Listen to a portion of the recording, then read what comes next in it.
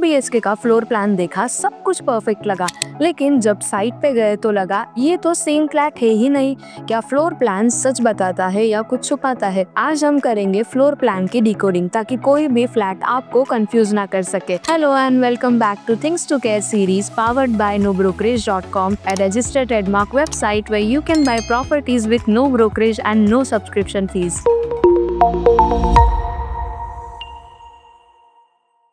आज के वीडियो में हम समझेंगे फ्लोर प्लान क्या होता है और बिल्डर कैसे इसे प्रेजेंट करता है। फ्लोर प्लान के hidden traps, carpet area versus built up area versus super built up area, smart decoding tricks, क्या सिंबल्स और लेआउट कुछ और कह रहे हैं, और एंड में एक चेकलिस्ट जिससे आप बिना आर्किटेक्ट के भी फ्लोर प्लान समझ सकते हैं। बिल्डर आपको एक ब्यूटीफुली डिजाइन फ्लोर प्लान दिखाता है जिसमें दिख रहा होता है कि एक बड़ा लिविंग रूम, एक perfect placement of bedrooms, open balcony और अटैच वॉशरूम्स, सब कुछ विजुअली अपीलिंग लगता है। पर ये प्लान मोस्टली कंसेप्चुअल होता है। आप साइट पे जाके देखते हो तो एक्चुअल प्लेसमेंट और स्पेसिंग कई बार डिफरेंट लगती है। ये इसलिए होता है क्योंकि स्केल प्रपोर्शन आपको नहीं बताया जाता है क्लियरली। डायमेंशंस मेंशन होते हैं लेकिन उसमें वॉल थिकनेस इंक्लूड है या नहीं ये क्लियर नहीं होता है। अभी सबसे बड़ा confusion carpet area, built up area versus super built up area. Floor plan में जब आप एरिया देखते हो जैसे 850 स्क्वायर फीट 2 BHK तो वो generally super built up area होता है, लेकिन जो आप एक्चुअली यूज कर सकते हो वो होता है कार्पेट एरिया।